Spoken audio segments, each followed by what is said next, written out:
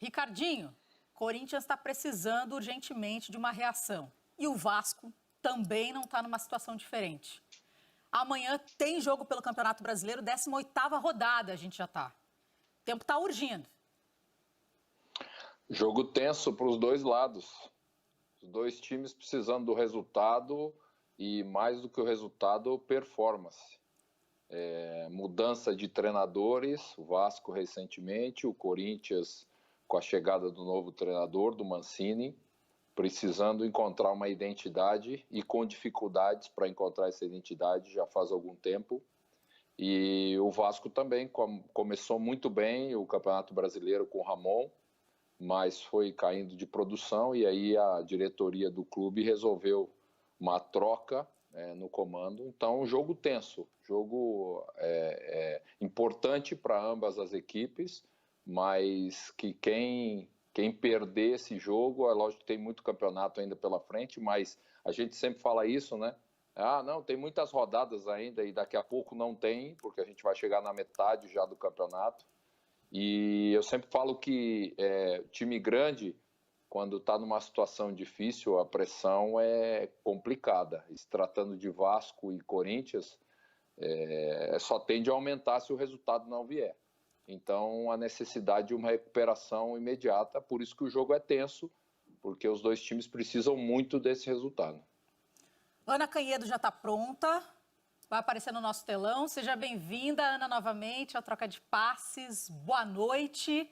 Vai trazer informações para a gente sobre Vasco e Corinthians, focando agora no Corinthians, que não vai ter Jô.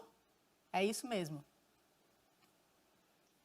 Boa noite, Karine. Boa noite, Rafa, Ricardinho, amiga ligada no Sport TV. É isso mesmo, o Corinthians vai tentar se recuperar da derrota por 5-1 para o Flamengo. Ninguém nunca espera tomar 5 gols, ainda mais jogando em casa. E Corinthians que apresentou hoje o lateral esquerdo Fábio Santos. O Fábio tem 35 anos, assinou um contrato até o fim da temporada que vem e vai disputar a posição com o Lucas Piton, de 20 anos, né?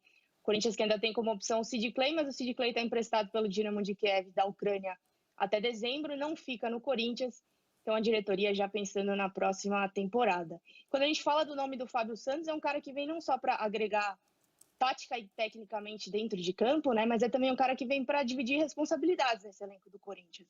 Inclusive, o Fábio deu uma coletiva hoje, ele que vai vestir a camisa 26, e ele citou o Cássio que vem bastante pressionado, com muita cobrança em cima dele, e o Fábio falou que, como um líder desse elenco, já conhecido no Corinthians, né, vai dividir essas responsabilidades.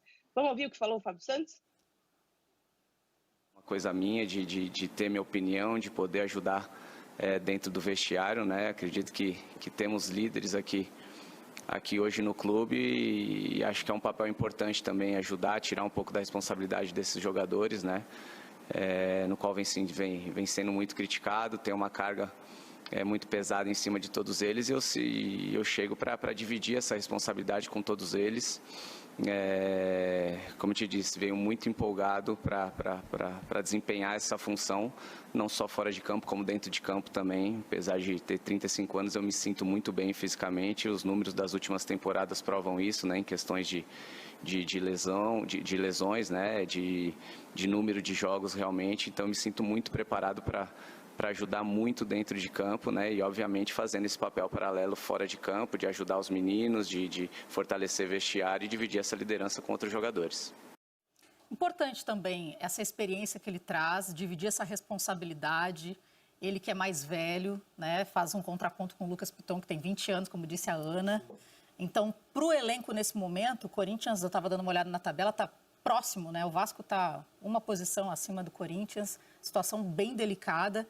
E no vestiário essa parte também conta, Rafa. Acho que pelo momento que o time vive, é uma contratação que faz mais sentido do que Otero, Casares. E aqui eu não estou dizendo que eles não tenham qualidade, mas que não são indiscutíveis do ponto de vista de elenco para trazer soluções ao que faltava no grupo do Corinthians, né? Na temporada inteira e dentro do trabalho do Mancini agora. Você tem um acúmulo de jogadores que tem uma facilidade para jogar por dentro. A gente viu bem nos 5 gols que o Corinthians sofreu, inclusive, no fim de semana. Otero, pelo lado do campo, contra quem produz, contra quem tem ideia em organização ofensiva, é uma temeridade. E foi o que aconteceu, né? Um passeio do Flamengo. o lado do Felipe. Esse lance mesmo aí já tem um Otero observando o jogo no cantinho de baixo da imagem aqui, não acompanhando até o final. Então é bem emblemático, assim. E acho que o Fábio Santos traz, acrescenta muito nessa questão da experiência. É uma posição que não tem titular indiscutível pela saída do Carlos Augusto, que tinha se afirmado, não estou nem debatendo o nível, mas o tipo de jogo, né, que o Thiago Nunes imaginou, um jogador mais sóbrio, mais sólido, até defensivamente. E acho que o Fábio Santos pode trazer isso, né? Sem contar a experiência, a ascendência no grupo, num momento tão irregular, ele não foi alvo das críticas que boa parte dos líderes do elenco está sofrendo já há algum tempo, né? Então ele chega zerado, só que com a questão da idolatria, enfim. Posso estar exagerando no termo, mas é um jogador que tem uma história no clube e que pode contribuir nesse sentido, né, para dar uma limpada no ambiente. Ricardinho, você que tem experiência dentro do campo, também experiência de vestiário, o quanto pesa realmente dividir com o Fábio Santos, tê-lo junto com o elenco nesse momento de crise? É um momento difícil para o Corinthians. Realmente é um momento difícil para o Corinthians. É lógico que o Fábio é um jogador experiente, vencedor, foi campeão pelo Corinthians e merece sempre todo o respeito. Agora, essa questão de dividir a liderança, acho que o Corinthians hoje, o fato da divisão da liderança, no meu entendimento, fica em segundo plano.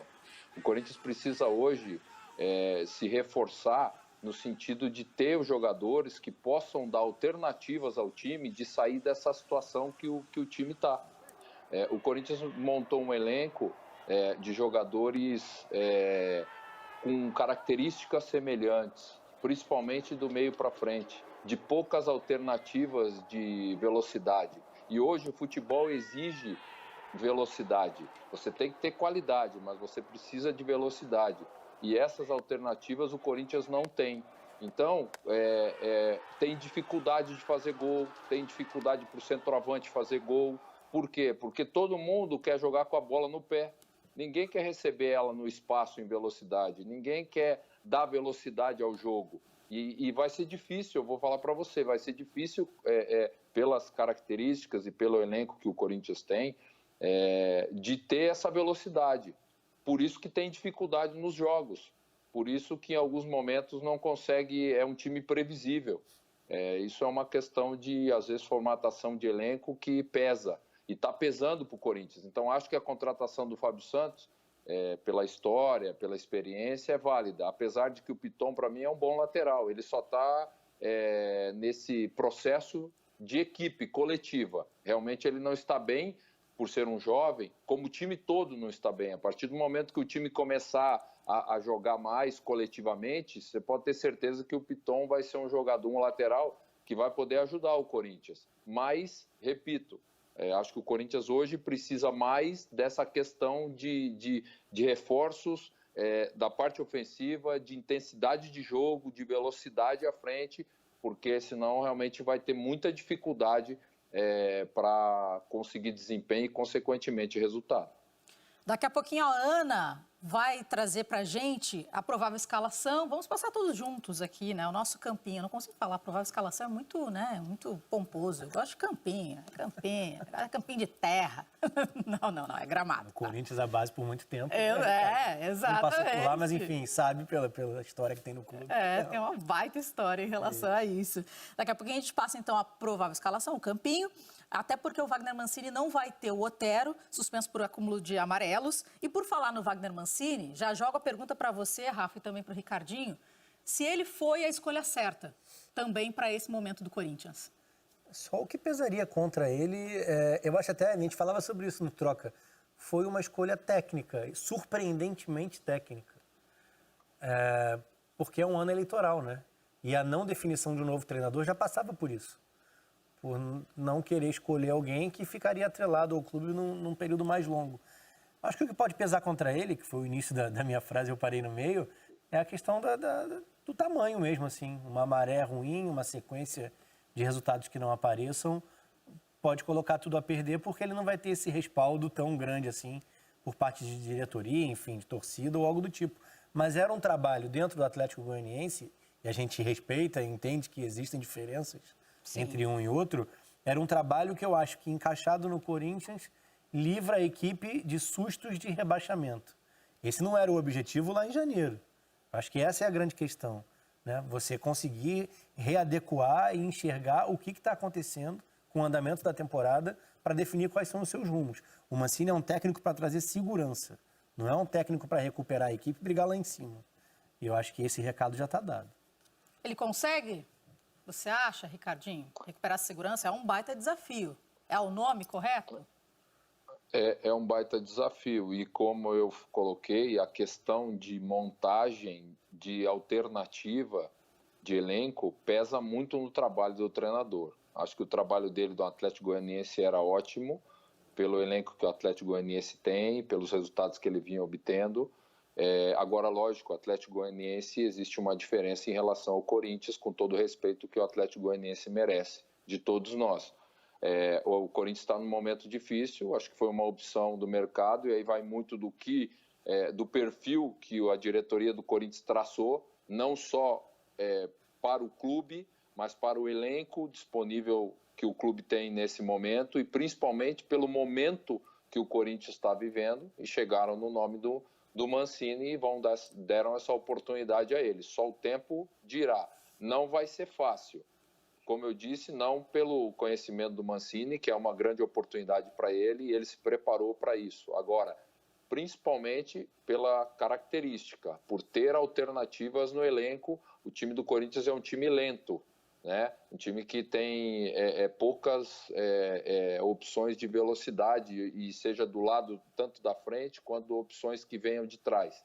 E isso traz problema para a montagem de característica do treinador e, nesse momento, do Mancini. Ana, chegou o momento, hein? Campinho e bola com você, para a gente passar a provável escalação do Corinthians. É isso então, Karine. O Corinthians deve ir a campo com Cássio, Fagner na lateral direita, aí na zaga uma dúvida se o Bruno Mendes volta ou se o Marlon é mantido. O Bruno Mendes estava suspenso, aí Gil e Lucas Piton, ou o Fábio Santos, que está regularizado e pode jogar. Aí no meio Xavier, Ramiro, Camacho, Matheus Vital, Casares e Bozelli. Ou Luan, se o Wagner Mancini pensar em jogar sem centroavante, né? Como você falou, o Jô está lesionado, não vai para a partida, então se ele pensar em jogar sem o centroavante, o Luan pode entrar nesse time aí, Karine. Portanto, então retornam o Ramiro, o meia Ramiro, e também o zagueiro Bruno Mendes. Duas peças, enquanto não vai contar, o Wagner Mancini não vai contar nem com o Jô e nem com o Otero, Rafa. Eu acho mais importante para ele, dentro desse desequilíbrio que o Ricardinho cita do elenco, é encontrar opções confiáveis para os lados do campo. O Ramiro pode fazer esse papel com uma característica bem distinta, né? É um jogador que compõe o meio, mas que ocupa bem o setor direito se for necessário. E do outro lado, a opção, por exemplo, do Everaldo de velocidade, o Léo Natel é uma opção. Eu já acho o Casares meio fora do padrão, porque ele entrega fisicamente, e isso foi debatido já pelo Mancini nessa chegada. Então, acho que é o mais importante para identificar, trazer a solidez defensiva, identificar quem são os jogadores capazes de fazer essa transição em velocidade, para trazer os jogadores que ocupam os corredores são fundamentais. E eu acho que para trazer esse equilíbrio, ele vai ter que identificar o mais rápido possível quem são esses dois caras de confiança, pensando num time titular, mas continuar trabalhando para ter mais opções, né? Por lesões, suspensões, cansaço dentro dos jogos pela sequência. Então ele precisa de mais até do que só dois caras, um de cada lado. Porque é uma lacuna grande no que foi a montagem do elenco esse ano. Ricardinho, quer dar um pitaco rápido também, antes de eu me despedir da Ana? Não, só que se ele não tiver, ou se ele não usar esses jogadores de lado, ele pode dar liberdade para os laterais, como em algum momento o Corinthians fez nessa temporada? Pode. Só que tem que ter um equilíbrio aí dos jogadores de meio e as coberturas, para que não aconteça como aconteceu em vários jogos do Corinthians, tomar o contra-ataque e acabar levando gols nas costas dos seus laterais. Esse foi um problema que já aconteceu com o Corinthians e que, por falta de opção desses jogadores de lado de velocidade. Aí você dá liberdade para os laterais, para dar largura, profundidade ao jogo, mas ao mesmo tempo você tem que ter o equilíbrio defensivo para não tomar a bola nas costas pelo espaço que esses laterais acabam proporcionando, ficando à frente da linha da bola. Ana, valeu! Fechamos a conta, hein? Um beijo grande e bom descanso. Valeu, Karine. Bom trabalho aí para vocês. Um abraço. Abraço, até a próxima. Seguimos falando de Vasco, ainda nesse duelo, né? Estreia no banco de reservas. Exatamente. Vamos colocar o GE. Globo na tela? Tá aí. Sapinto, Ricardo Sapinto, é regularizado e estreia pelo Vasco nesta quarta-feira contra o Corinthians. O nome dele já está no bid, tudo certo. O que esperar deste português no comando do Cruz Maltino, Rafael Rezende? Que cabe aquele asterisco antes, que é falar que chegando na metade praticamente do campeonato, essa é a penúltima rodada do primeiro turno, o Vasco está estreando um treinador e o Corinthians tem um treinador no seu segundo jogo. E isso tem relação direta com o que é a sequência de trabalhos, não só das duas equipes, como generalizando de boa parte do futebol brasileiro. Eu acho que o Sapinto pode agregar em muita coisa. Claro que depende de identificação, que o elenco compre o que é a personalidade, né? Um treinador que pode trazer uma reviravolta nesse aspecto de parte de motivação, a parte mental da equipe, até porque ele é alheio a esse processo, né? Ele não vai chegar viciado com algumas questões internas e que alguns treinadores no futebol brasileiro fatalmente chegariam porque já conhecem o ambiente, né? Isso pode significar um rompimento bom para o clube e para o grupo de jogadores, como pode significar ali na frente uma incompatibilidade, né? Porque o Sapinto sabe do tamanho do desafio dele. Ele deu essa declaração no aeroporto ainda. A comparação, o estilo de cabelo, é português, Jorge Jesus. Falou, não tem nada a ver uma coisa com a outra, né? Elogiou o que foi o trabalho do Jesus no Flamengo e disse que tinha consciência do que é o trabalho no Vasco, a dificuldade, enfim. Só colocou uma interrogação no que são as dificuldades financeiras. Ele disse que não tinha noção de que eram tão elevadas assim. Então, de certa forma, já chegou meio incomodado nesse caminho. Mas acho que foi um bom nome para fugir do que seriam treinadores de uma certa mesmice e que fatalmente seriam limados ali na frente, fazer uma confiança um pouco maior, apostar por um período um pouco maior. Eu acho que foi um bom nome. Já falei da questão financeira. Acho complicada. Mas se tem alguém dentro do cenário que pode significar um rompimento no ambiente, acho que o Vasco foi um bom nome. Ricardinho, isso que o Rafa falou é bem interessante, esse rompimento. O fato de ele já não conhecer, não vivenciar o futebol brasileiro ainda, a primeira experiência dele. Começa do zero, digamos, essa troca com os jogadores. Pode ajudar? Pode ajudar sim, por ele não conhecer o Vasco, ser tudo novo para ele. Agora, rapidamente, se ele conseguir os resultados, ótimo. Se ele não conseguir rapidamente, ele vai conhecer a característica de cobrança do futebol brasileiro. Isso aí, inevitavelmente, porque hoje o Vasco precisa de resultado. O que só eu queria acrescentar é que é um treinador que está chegando e, como todo treinador, principalmente vindo de fora do país, ele precisa conhecer bem o elenco. E isso só ele vai ter com o tempo, né? E, infelizmente, atualmente, o futebol brasileiro não permite esse tempo, não só para conhecer o elenco, como também para trabalhar esse time, da forma com que ele queira que o Vasco jogue, né? Da forma com que ele queira que as características de trabalho dele.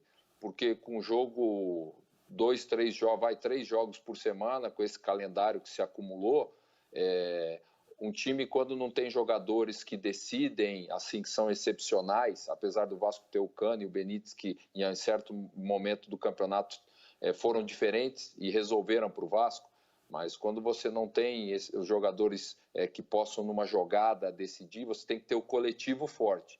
E o coletivo, para ser forte, ele precisa ter tempo para trabalhar, o treinador precisa ter tempo, e com jogos um em seguida do outro, acaba que você não consegue, às vezes, não só trabalhar o time, mas fazer as suas correções. Quando você vê um erro, quando você vê um erro de posicionamento, numa bola parada, numa movimentação. E acho que esse é um ponto que, de repente, vai atrapalhar o novo treinador do Vasco. Mas, se os resultados ajudarem logo no início, ele vai poder cada vez mais ter tempo de realizar o seu trabalho. Ricardinho, eu vou aproveitar e colocar o provável time do Vasco contra o Corinthians na tela para a gente passar juntos. Você já falou ali de campo e bola, também já deu sua opinião em relação ao Sapinto, mas vamos passar juntos aqui. Fernando Miguel no gol, Caio Tenório pela direita, Miranda e Leandro Castan na zaga e Henrique pela esquerda, Léo Gil, Andrei, Carlinhos e Benítez, e mais à frente o Thales e o Cano. o Cano, que vive uma fase de seca, Rafa. E coincide com a fase ruim do time, né? Dentro do campeonato, com a Não é queda do culpa Ramon. especificamente dele, claro. Claro que não.